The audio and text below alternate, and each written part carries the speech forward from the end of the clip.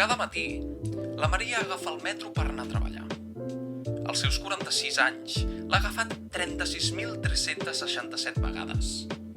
Li agraden el primer vagó.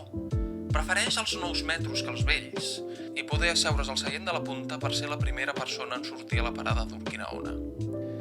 El que puja ara es diu David. Té un examen de càlcul a les 11:10 i està una mica nerviós. Fa tercer d'enginyeria i li agrada una de les 3 noies que hi ha a la seva classe. Porten sent bons amics des de primer i s'ha promès a ell mateix que si aprova amb un 6, farà el pas per sortir amb ella. En canvi, la Paula està pensant en no anar a la cita Tinder que té aquesta tarda, mentre escolta el Paul Grange i es fa tot el recorregut del busset. De vegades, es troba amb l'Ona, una noia que anava amb ell al batxillerat, però que mai havien tingut molta relació. Tenen el pacte tàcit d'ignorar-se mútuament.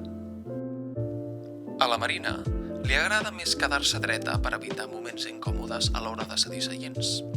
Avui està feliç perquè acaba de comprar-se la revista que estava esperant tant. La porta dins la motxilla i vol arribar a casa per fer-se un cafè curt amb llet d'avena i començar-la a llegir. El que no sap encara és que la seva cafetera s'ha espatllat i haurà de conformar-se amb un got d'aigua mentre busca una nova per internet. És la 5a vegada que l'Aaron i la Marta es creuen al metro. A l'Aaron li sona de vista, però la Marta sempre està parlant amb els seus amics i mai se n'adona del noi.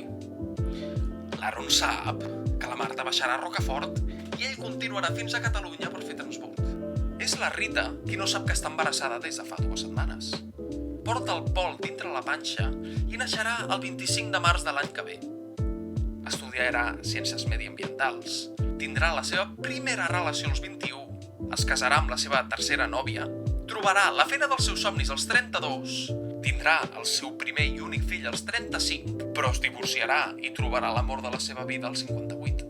Qui no trobarà mai l'amor és l'Anna, que per tal de no afrontar els seus problemes i posa el compromís, es refugia en la novel·la eròtica.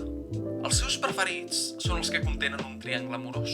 No li agraden els amors impossibles i li encanta quan hi ha molta tensió sexual. Més d'una vegada s'ha passat la parada i ha hagut de recular, igual que l'Anaïs, que sempre aprofita els seus viatges per veure o escoltar algun vídeo de YouTube, capítol o programa. Això mai li ha passat al Guillem.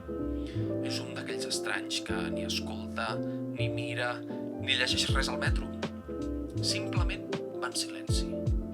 El noi que acaba de passar per davant seu serà el seu marit.